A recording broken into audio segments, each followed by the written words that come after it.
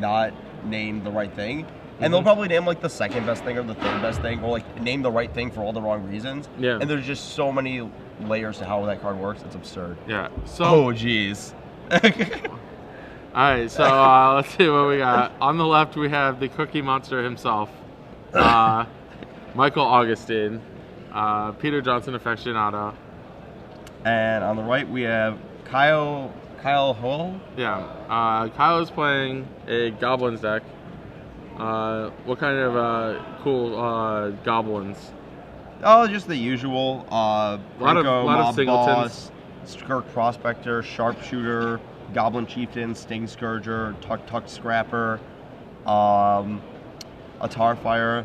These all look like pretty normal cards for Goblins. You know, not every list has all of them, but you know, most lists have a few. Yeah. Some lists have two CGs or whatever. But I don't know how this matchup's going to turn out for him. Yeah, not great. Michael Augustine is playing a Belcher deck, but not any Belcher deck. No, it's he is in his lands category. It is empty. Yeah, he has 0 lands in his deck. Actual 0 lands. So when he starts off with a Gitaxian Probe, sees the good news for him. Goblins. It's a reasonable keep. You got an Aether Vial and a...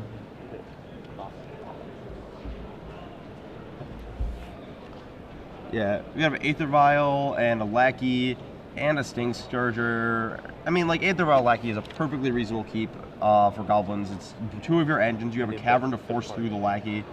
So if your opponent's playing any sort of normal deck, and it's pretty good. Fortunately, this is not a normal deck. So the reason for playing 0 lands, yeah, your Charbelchers are always lethal. Cycle Street Wraith for 2 life. Reason point for 0 lands is a card called Recross the Paths. Recross the Paths. If you don't know what it does, I don't blame you. Yeah. Alright, so Mike Augustine passed the turn. So it can't quite go off yet. But what Recross the Paths does... missing a kill condition. Okay. Looks like it's, Simian Spear Guide, Lotus Petal, or not Lotus Petal, Lion's Eye Diamond, Manamorphose. There's a Lotus Petal as well. Okay. So Recross the Paths. Yeah, so it is a Morningtide Sorcery. It costs 2 and a green mana. Okay. I didn't remember if it was 3 or 2. Yeah. And basically you reveal cards from the top of your deck until you hit a land. Put that land into play. Put the cards on the bottom of your deck in any order. So if you have 0 lands in your deck, you can stack your deck. Right. There we go. There we go. So he stacks his deck, and he has a Meditate in it. With this Meditate, the stack that he sets up is he casts the Meditate, draws Lion's Eye Diamond, Lion's Eye Diamond, Lion's Eye Diamond, Gitaxian Probe, plays the Lion's Eye Diamonds, sacrifices them in response to his Gitaxian Probe, and then plays a Charbelcher at the top of his deck.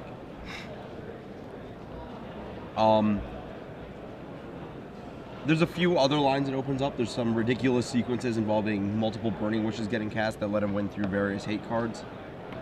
He said there was one that involves wishing for Grape Shot and killing through a Leyline of Sanctity that goes about 17 cards deep into his deck. Jeez. For exactly 20. But this game, it looks like he is threat light. Well, and the thing about playing against Goblins is really just racing. Yes. Yeah. As soon as he finds a way to play a kill card and something that can make mana to... It looks like he's good in the mana department. Yeah, I think he has a bit of everything there. Yeah, looks like a Seething Song, a couple of Simian Spirit Guides, a Lotus Petal in play. Simian Spirit Guides of both flavors. Yeah. Both Simian and Elvish Spirit Guides. We should talk about the really weird ruling on Simian Spirit Guide. Oh, jeez. Yeah. After the match. Yeah. Okay, so... He's discarding Seething Song. So apparently that's a lot of what this deck does, is it kind of just like kind of just sits there and it'll do everything once it's ready to go. And its draw step is only 1 card, but like sometimes you All have you to need cycle. is 1 card. And yeah, all you need is 1 card. He has like lots of options for said card. Yeah, it's kind of interesting. All right, so Tuck Scrapper. He isn't running Empty the Coming Warrens. to. So this Goblin Sharpshooter doesn't get to do its normal job of taking care of that. Yeah. And he has an Empty the Warrens in his sideboard only. Yeah. That's, actually going to be semi-relevant in this game. Like, if he had emptied on 1 for a bunch of guys, it probably wouldn't have mattered. But, yeah. If it was a normal Belcher deck, a top deck empty here would just be blank. Whereas a top deck Recross the Paths, I'm pretty sure is lethal. Well, that's a... Desperate Ritual. Desperate Ritual, not... Quite what he's looking for.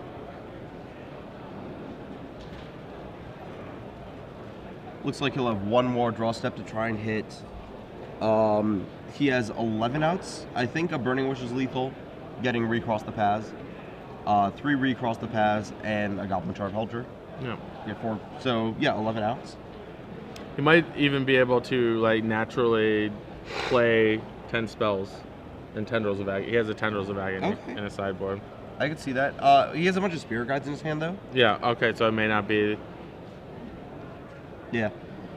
May not be enough spells, but yeah. I do like the Empty the Warrens and Goblin War Strike in the sideboard, but no Empties main deck. Mm-hmm.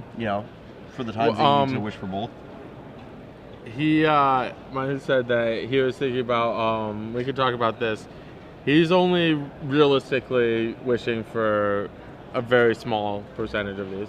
Yeah, probably Infernal Contract, Grape Shot, he said we're part of Want to Kill. Yeah. Recross the Paths, he's probably wishing for. Empty the Warrens is wishable. Yeah, the rest of the cards are very situational. Looks like he's matroning for a Cranko. Or Kyle is matroning for a Cranko. So it looks like Michael is going to have 1 draw step here. I'm not really sure how much it is, but it's pretty much assured to be lethal if Kyle gets to activate this Cranko.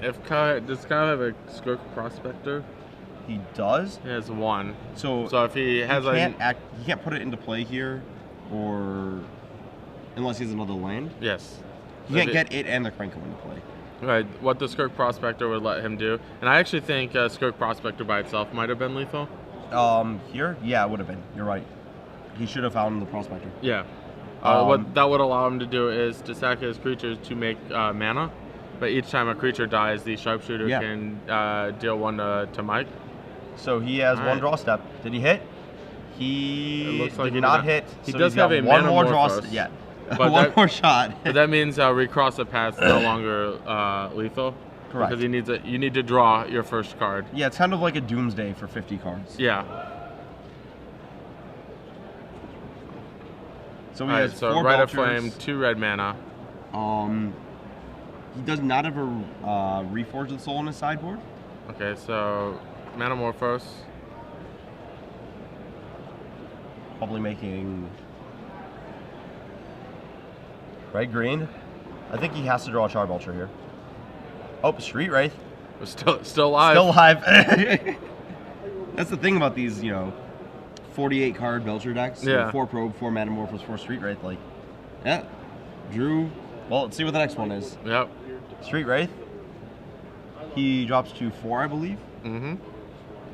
Effectively 3. So he cannot cast Infernal Contract out of his sideboard anymore because he will drop to 1 and die to the Sharpshooter. Correct. He can draw his. What are we doing? Exiling Simian Spirit Guides? I think what he's doing is he's going to use all the mana from his hand so he can crack his Lion's Eye Diamond. In response to the Street Wraith? And in response to cycling the Street Wraith. So it gives him access to all of the mana that he has access to. I feel like he may have had access to that anyways, so he wouldn't need to. It's not like he's not going to use mana. I just feel like maybe there was a line where he cast some of those Spirit Guides. Probably not. Unlikely, yeah. Storm count is 1, 2, 3, 4, 5. Oh boy.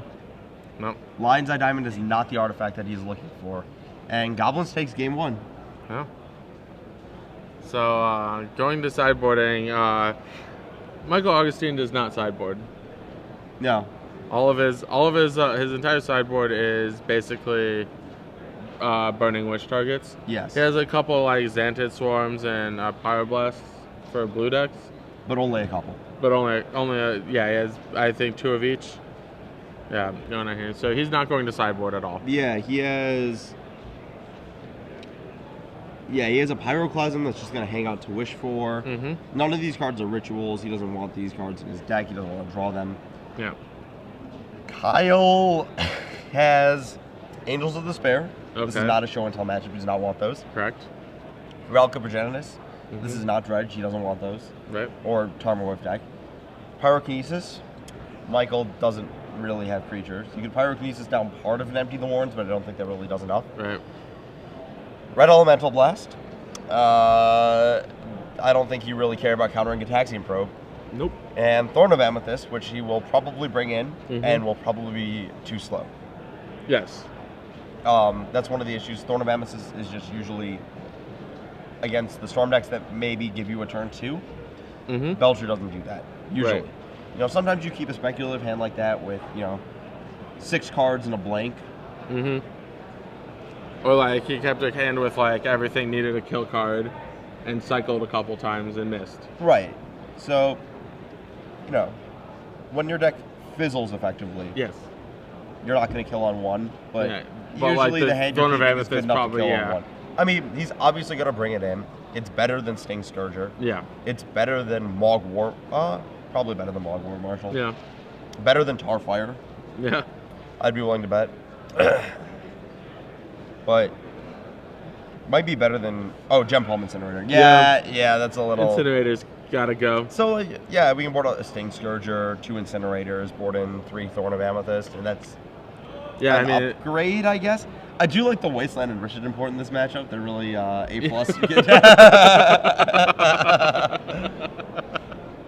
Like they're actually fine against normal Belcher. Yeah, thankfully for Kyle, they make colorless mana. Yeah. So that's what they'll be doing. Blasted Landscapes. Yeah, Michael Augustine is immune to Wasteland. Yes. Actually, 100% immune to Wasteland. Absolutely. Yeah. Normal Belcher decks, there's a lot of situations where they might cast a Belcher without the mana to activate it. Yeah, and the then Wasteland, try and pass, yeah. untap, set up for, another kill. And if their Tigers in play, it can get Wastelanded, it can get ported down, Yeah. which may buy the Goblins player a turn or 2. Mm-hmm. Yeah. That's not going to happen here. Nope. For that, you There would are need no lands. legal targets in Mike's deck for that ability. No, that's awesome. Michael Augustine avoiding one of the staples of the format in the best way possible. Yes. You play Wastelands? Well, I don't I'm have not going to land. play lands. Yeah. Target land. What's a land? Can you explain to me what this card type is? Is it new? Did they recently release it in Gatecrash? It's not a new Gatecrash mechanic. Alright, so and I saw Spirit Guide, Ritual, Probe. He's keeping, it looks to be a similar hand. Bunch of mana, Probe, and we'll see what happens. Yeah, I'm not sure. I didn't see the first couple cards. I mean, I think these hands are fine against Kyle. You probably get at least another 3 cards, 4 cards Yeah. drawn. I don't know the exact numbers. So he effectively has... Oh, did he mulligan? Apparently, a mulligan. Is he choosing to draw first in this matchup? He might. That's interesting. Yeah. Okay. That's I'm not sure. Yeah. If, I think that's fine. It's not like Kyle's going to kill him on 1 or do something wrong with it. right. His deck is, like the Goblins deck, Yeah, does not against have a deck access to without one-drop disruption. without a turn 1 disruptive play. Yeah, he doesn't have Mox Diamonds, Chrome Mox's, Ancient Tomb, so he can't Chalice or Thorn on 1. So Michael's just opting to draw first, take the extra card, have Maybe, an extra. yeah. I know in some similar decks, the extra card's like a plus 10% to kill, which is absolutely absurd. Yeah.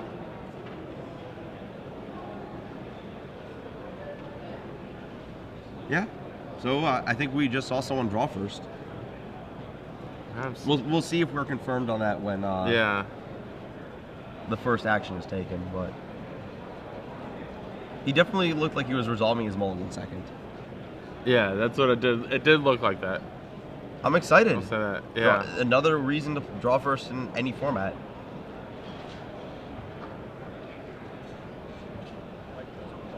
Okay. Oh, he Mike chose to play? Yeah. Okay. Maybe Man. Kyle just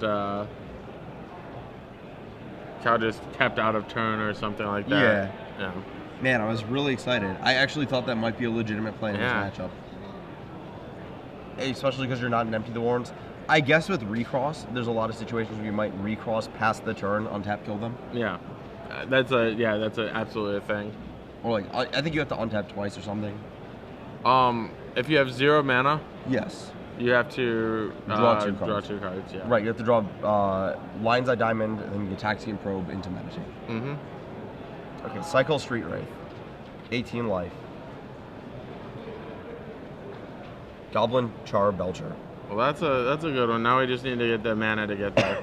This is definitely a better Charbelcher deck than actual Charbelcher itself. To be fair, I mean, the odds of losing are very low every time you Charbelch them.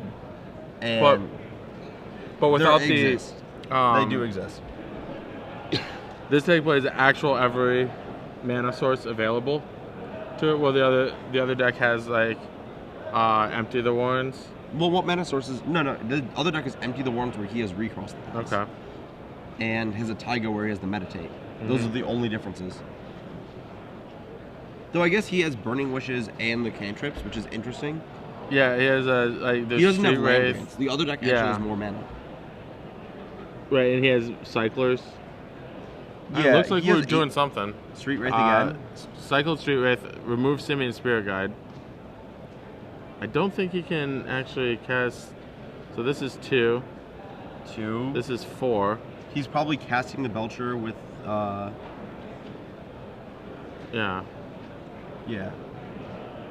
4.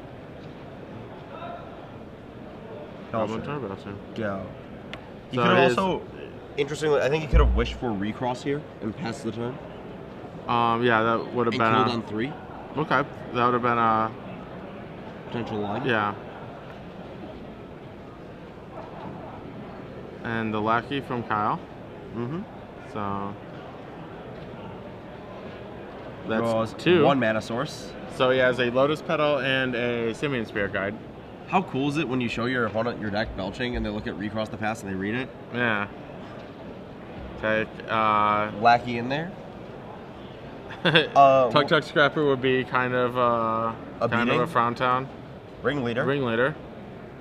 Land. Goblin Ringleader reveals the top 4. And hits 2 goblins. Hits a pile driver, which is somewhat relevant. Yeah, gonna shorten the clock. Real clock. Yeah. I like to call it Goblin of Fiction, but your opponent always splits the pile into goblins and not goblins. And you always have to take the goblins. That's a lot of decisions already made for you. Yeah. Which is very appropriate for a red card. Get there. I want to see a game 3 of this. Oh, Seething Song. So, interestingly enough, if Mike does not play his Charbelcher, he would just win here. Yeah, he would actually be able to use the Seething Song. Aggressive. Yeah, he doesn't know that Kyle is mono red, so he could have Cabal Therapy that he's trying to play around. Things like that. Yeah. So, Mike takes 8 down to 7. Okay, so Mike needs did he draw the Tuk Scrapper? Siege Gang Commander. Yeah, that one doesn't matter. Right. How dead am I next turn? All of it? Okay. Yeah, super dead. Some classy Goblin tokens from Kyle, if I may say so. Ones? Yeah, if I may say so myself. This deck is always a sweat, isn't it? Yeah. Okay. Its sleeves rolling up. Just miracle it. Got him. Is this 3?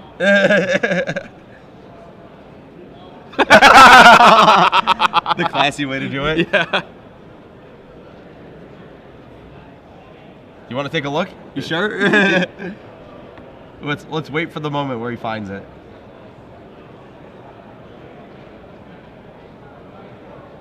He did. What? Whoa! He just Does like he know about this? Yeah. Oh my god! He just like either knows or doesn't care. Yeah, like he either knows, just like passed by it because he just didn't want to read it because it's too much text, or just like didn't register that it was actually a piece of cardboard, which is very reasonable. Yeah, given it's like, yeah, this probably like makes mana or something. Yeah, green. Yeah, sure. To be clear, there's not much Kyle can do about it. Yeah, no, there's nothing. It's just, I was just waiting for that moment of like, wait, what do we have here? What is this card? Why is this in your deck? Game 3 then. Yeah, game 3 for one Kyle Hoel and one Michael Augustine. Yeah. Wow. So, Michael Augustine is trademark paperclip. Is that a paperclip on his hat? Yeah, bad angle right now, but there is a very stylish man. On the Cookie Monster hat. On the Cookie Monster hat, of course. He's got this all worked out.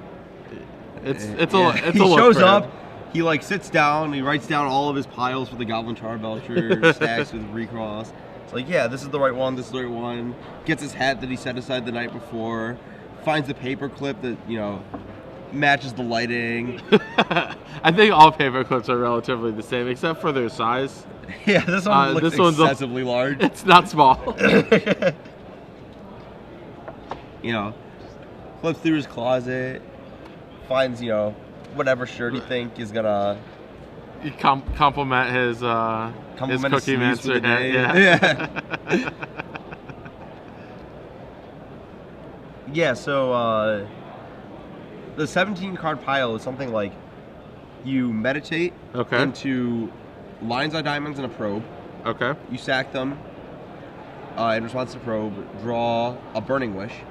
That gets you Infernal Contract from your sideboard. Draw 4 more cards, which is Seething Songs, another LED or something like that. And then you chain all your Manamorphoses and probes through your remaining few. And the end game is you have 8 mana floating, and you Burning Wish for Hull Breach their white ley line so you can target them. Then Burning Wish for Grape Shot. And it turns out to be exactly 20 if you've cast like Mana Source LED or Meditate first or something. Alright. Yeah, it's a little absurd. That's something else. One thing we were talking about, so we've seen on the Open Series, we've seen some quality sideboards. Yeah, some excellent sideboarding from Goblin Belcher decks. Because, truth be told, you probably don't want to sideboard all that much. No. And when you put cards in your sideboard, sometimes you're tempted to bring them in. Yeah, exactly. When you shouldn't be. When your main deck is actually just correct. Yeah, so the first one, and also some of these Belcher lists are just not running Burning Wish. Correct. Yeah, if you have Burning Wish, you need to play some real cards in your sideboard. Because they're playing all of the cyclers, and they feel like 8 out of 48 cards as threats is better than, I think it's like 11 out of 56. So when he was talking about 8, that would make 4 empties of the Warrens, 4 Belchers, as opposed to 4 Wish, 4 Belcher, and the 3 empties that you get to play. I'm personally partial to 10 out of 56. Okay. But I usually, like, when I play Belcher, I usually start on 11 and just board out a Burning Wish a bunch. But yeah, even in the lists that are like heavy Burning Wishes, like this one, you really only use like 5 of your sideboard slots. Yeah, I mean that's what Mike was saying. Yeah, very few of the cards in the sideboard actually get. So Kyle Hoel leads on a Cavern on Goblin into a Lackey. Mike Augustine draws. Doesn't have any lands. A risky keep. One thing I find interesting from Mike's side is... is this enough? 1, 2, 3, 4, 5. I see 5 mana right off the bat. A Lotus Petal, Rite of Flame. That gives you 4 Pyretic Ritual. I don't know what the other 2 cards are. Me neither. There's a Street Wraith. And a Manamorphose? Maybe? Really, you should start with a cycle on the Street Wraith, or maybe he's going for the Recross the Paths kill. Because he has 5 for that. Yeah, I think he has Recross kill.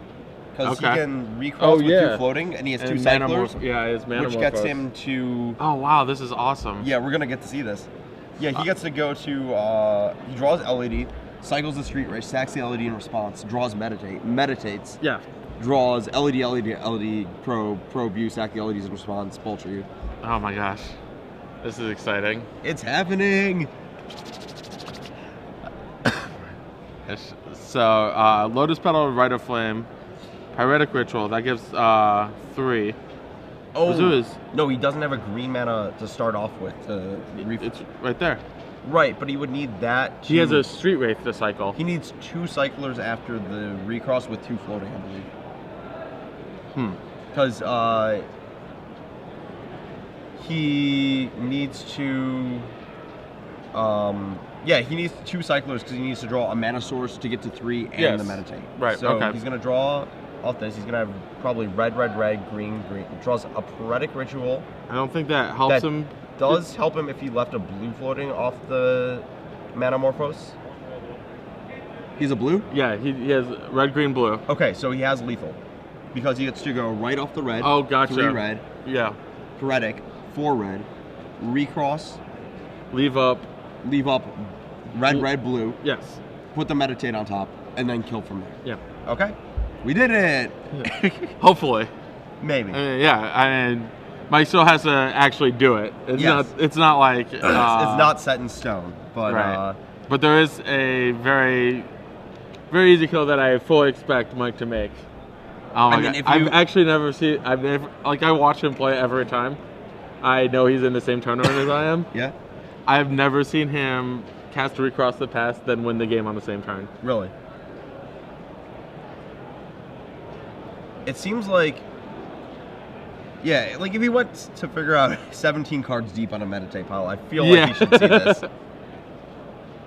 He's making sure it works. He's going to.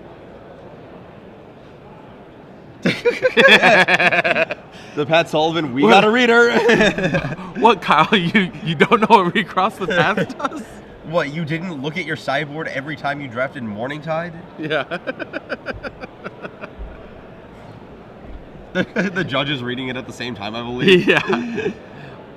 I don't think a single person on the planet knows what Recross the Paths does until someone tells them? Yes. Until it is introduced. To be fair, the first time someone asked me if I knew what it did in this context, I knew what it did, I just thought it cost 4. Okay. Because there was like a very similar card in the set that involves like, it's like Woodland Defiance or something, I don't know. Woodland Guidance, just some like silly other card that's like some garbage green sorcery that does about the same thing. Mm-hmm. So, assumed it costs 4, know it costs 3. Okay, so what do you do? So basically, with Recross the Paths, he's going until he finds a land. Obviously can't find one, so he's shortcutting a little bit. He's just going to rearrange the cards and put them on the bottom of your library phase of Recross the Paths, which is effectively when you don't have lands, stack your deck. Yes. When you do have lands, you stack like the bottom 4 or 5 or whatever. Yeah, stuff we were talking about in Standard yesterday where you track the bottom of the deck. This is just all of it. This is Doomsday. Effectively. Yeah. Only the drawback is you can't play lands in your deck instead of pay half your life and you only he's got it, hold on. Oh, they clashed. Yeah, there we go. That's what it is. You clash. That's why. And if you clash, you can you can put it on top of it. It's clearly keeping on top. But I think if you return the Recross the Paths to your hand. Yeah, there we go. So it's completely unnecessary.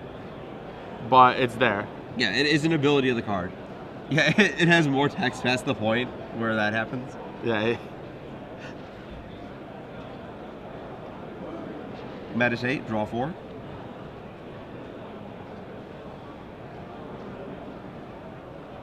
Draw.